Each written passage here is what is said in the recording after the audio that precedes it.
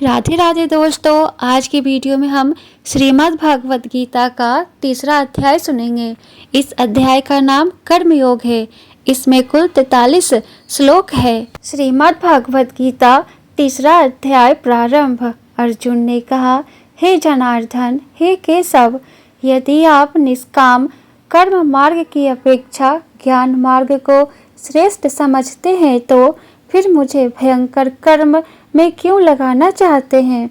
आप अनेक अर्थ वाले शब्दों से मेरी बुद्धि को मानो मोहित कर रहे हैं। अतः इनमें से मेरे लिए जो एकमात्र श्रेयस्कर हो उसे कृपया करके निश्चय पूर्वक मुझे बताएं, जिससे मैं उस श्रेय को प्राप्त कर सकूं। श्री भगवान ने कहा, हे निष्पाप अर्जुन, इस संसार में आत्म साक्षात्कार की 2 प्रकार की विधियां पहले भी मेरे द्वारा कही गई है। ज्ञानियों के लिए ज्ञान मार्ग और योगियों के लिए निष्काम कर्म मार्ग नियत है। मनुष्य ना तो बिना कर्म किए कर्म बंधनों से मुक्त हो सकता है और ना ही कर्मों के त्याग मात्र से सफलता को प्राप्त हो सकता है। कोई भी मनुष्य किसी भी समय में क्षण मात्र भी कर्म किए बिना नहीं रह सकता है, क्योंकि प्रत्येक मनुष्य प्रकृति से उत्पन्न गुणों द्वारा विवश होकर कर्म करता है। जो मनुष्य कर्म इंद्रियों को वश में तो करता है, किंतु मन से इंद्रियों के विषयों का चिंतन करता रहता है, ऐसा मूर्ख जीव मिथ्याचारी कहलाता है। हे अर्जुन, जो मनुष्य मन के द्वारा इंद्रियों को वश में करने का प्रयत्न करता है और बिना किसी आसक्ति के कर्म योग का आचरण करता है, वही सभी मनुष्यों में अति उत्तम मनुष्य है। हे अर्जुन, तू अपना नियत कर्तव्य कर्म कर, क्योंकि कर्म ना करने की अपेक्षा कर्म करना श्रेष्ठ है। कर्म ना करने से तो तेरी यह जीवन यात्रा भी सफल नहीं हो सकती है। यज्ञ की प्रक्रिया ही कर्म है। इस यज्ञ की प्रक्रिया के अतिरिक्त जो भी किया जाता है उससे जन्म मृत्यु रूपी बंधन उत्पन्न होता है। अतः हे कुंती पुत्र, उस यज्ञ की पूर्ति के लिए संग दोष से मुक्त रहकर भली भांति कर्म का आचरण कर। सृष्टि के प्रारंभ में प्रजापति ब्रह्मा ने यज्ञ सहित देवताओं और मनुष्यों को रचकर उनसे कहा कि तुम लोग इस यज्ञ द्वारा सुख समृद्धि को प्राप्त करो और यह यज्ञ तुम लोगों की इष्ट संबंधित कामना की पूर्ति करेगा। इस यज्ञ द्वारा देवताओं की उन्नति करो और वे देवता तुम लोगों की उन्नति करेंगे। इस तरह एक दूसरे की उन्नति करते हुए तुम लोग परम कल्याण को प्राप्त हो जाओगे। यज्ञ द्वारा उन्नति को प्राप्त देवता तुम लोगों की सभी आवश्यकताओं की पूर्ति करेंगे, किंतु जो मनुष्य देवताओं द्वारा दिए हुए सुख भोगों को उनको दिए बिना ही स्वयं भोगता है, उसे निश्चित रूप से चोर समझना चाहिए। यज्ञ से बचे हुए अन्न को खाने वाले भक्त सब पापों से मुक्त हो जाते हैं, किंतु अन्य लोग जो अपने इंद्रिय सुख के लिए ही भोजन पकाते हैं वे तो पाप ही खाते हैं। सभी प्राणी अन्न से उत्पन्न होते हैं। अन्न की उन्नति वर्षा से होती है। वर्षा की उत्पत्ति यज्ञ संपन्न करने से होती है और यज्ञ की उन्नति नियत कर्म के करने से होती है। नियत कर्मों का विधान वेद में निहित है और वेद को शब्द रूप से अविनाशी परमात्मा से साक्षात उत्पन्न समझना चाहिए। इसलिए सर्वव्यापी परमात्मा ब्रह्म रूप में यज्ञ में सदा स्थित रहता है।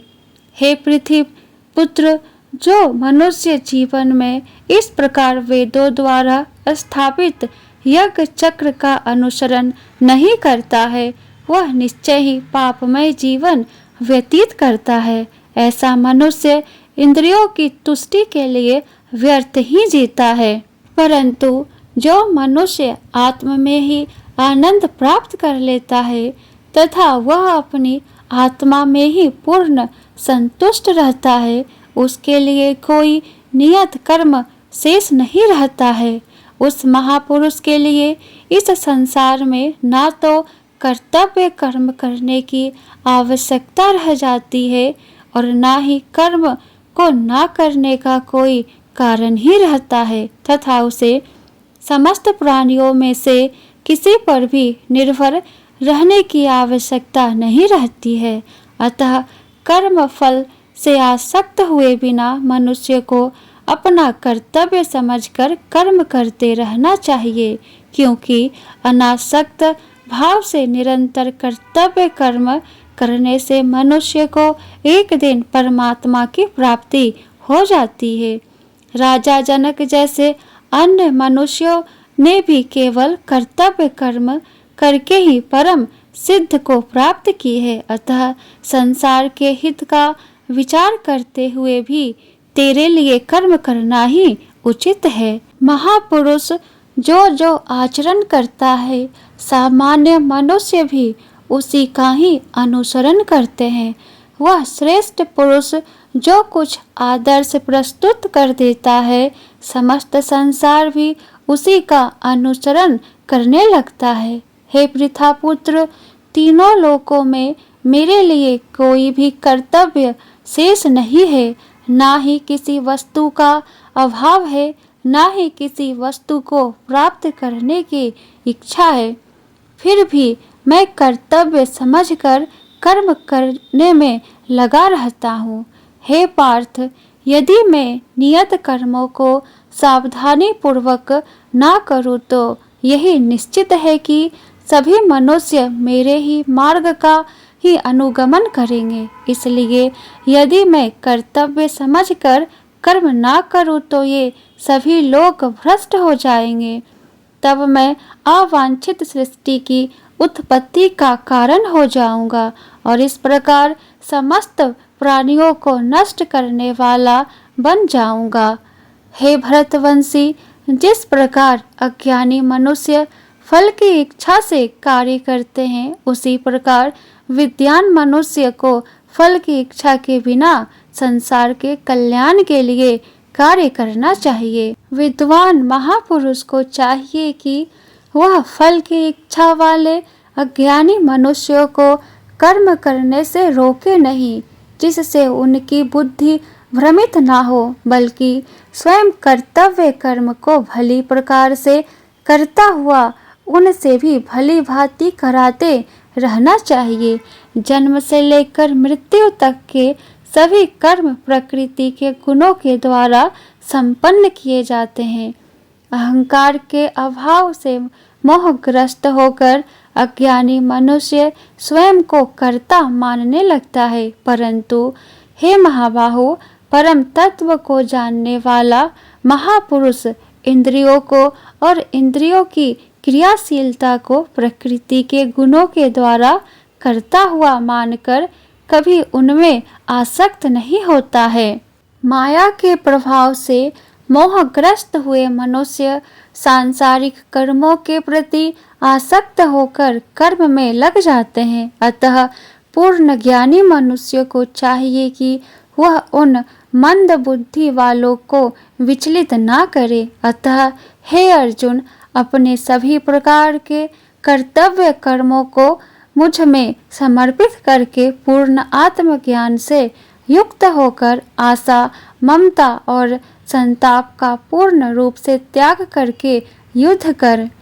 जो मनुष्य मेरे इन आदेशों का ईर्ष्या रहित होकर श्रद्धा पूर्वक अपना कर्तव्य समझकर नियमित रूप से पालन करते हैं, वे सभी कर्म फलों के बंधन से मुक्त हो जाते हैं। परंतु जो मनुष्य ईर्ष्यावश इन आदेशों का नियमित रूप से पालन नहीं करते हैं, उन्हें सभी प्रकार के ज्ञान में पूर्ण रूप से भ्रमित और सब ओर से नष्ट भ्रष्ट हुआ ही समझना चाहिए। सभी मनुष्य प्रकृति के गुणों के अधीन होकर ही कार्य करते हैं। यद्यपि तत्वदर्शी ज्ञानी भी प्रकृति के गुणों के अनुसार ही कार्य करता दिखाई देता है, तो फिर इससे कोई किसी का निराकरण क्या कर सकता है। सभी इंद्रियां और सभी इंद्रियों के विषयों के प्रति आसक्ति और विरक्ति नियमों के अधीन स्थित होती है। मनुष्य को इनके अधीन नहीं होना चाहिए, क्योंकि दोनों ही आत्म साक्षात्कार के पथ में अवरोध उत्पन्न करने वाले हैं। दूसरों के कर्तव्य को भली भांति अनुसरण करने की अपेक्षा अपना कर्तव्य पालन को दोषपूर्ण ढंग से करना भी अधिक कल्याणकारी होता है। दूसरे के कर्तव्य का अनुसरण करने से भय उत्पन्न होता है। अपने कर्तव्य का पालन करते हुए मरना भी श्रेयस्कर होता है। अर्जुन ने कहा, हे विष्णुवंशी, मनुष्य ना चाहते हुए भी किसी की प्रेरणा से पाप कर्म करता है। यद्यपि ऐसा लगता है कि उसे बलपूर्वक पाप कर्म के लिए प्रेरित किया जा रहा है। श्री भगवान ने कहा, इसका कारण रजोगुण से उत्पन्न होने वाले काम और क्रोध बड़े पापी है। तू इन्हें ही इस संसार में अग्नि के समान कभी न तृप्त होने वाले महान शत्रु समझ। जिस प्रकार धुएं से अग्नि और धूल से दर्पण ढक जाता है, तथा जिस प्रकार गर्भाशय से गर्भ ढका रहता है, उसी प्रकार कामनाओं से ज्ञान ढका रहता है। हे कुंती पुत्र, इस प्रकार शुद्ध चेतन स्वरूप जीवात्मा का ज्ञान कामना रूपी नित्य शत्रु द्वारा ढका रहता है, जो कभी भी तुष्ट न होने वाली अग्नि की तरह जलता रहता है। इंद्रियां, मन और बुद्धि कामनाओं के निवास स्थान होते हैं। इनके द्वारा कामनाएं ज्ञान को आच्छादित करके जीवात्मा को मोहग्रस्त कर देती है। अतः हे भरतवंशियों में श्रेष्ठ, तू प्रारंभ में ही इंद्रियों को वश में करके और आत्मज्ञान और आत्म साक्षात्कार में बाधा उत्पन्न करने वाली इन महान पापी कामनाओं का ही बलपूर्वक समाप्त कर। हे अर्जुन, इस जड़ पदार्थ शरीर की अपेक्षा इंद्रियां श्रेष्ठ है, इंद्रियों की अपेक्षा मन श्रेष्ठ है, मन की अपेक्षा बुद्धि श्रेष्ठ है, और जो बुद्धि से भी श्रेष्ठ है तो वही सर्वश्रेष्ठ शुद्ध स्वरूप आत्मा है। इस प्रकार हे महाबाहु अर्जुन, स्वयं को मन और बुद्धि से श्रेष्ठ आत्मा रूप समझकर बुद्धि के द्वारा मन को स्थिर करके तू कामनाओं रूपी दुर्जय शत्रुओं को मार। इस प्रकार उपनिषद, ब्रह्म विद्या तथा योग शास्त्र रूप श्रीमद् भगवत गीता के कर्मयोग नाम का तीसरा अध्याय संपूर्ण हुआ। बोलो कृष्ण भगवान की जय, विष्णु भगवान की जय। जय श्री कृष्णा।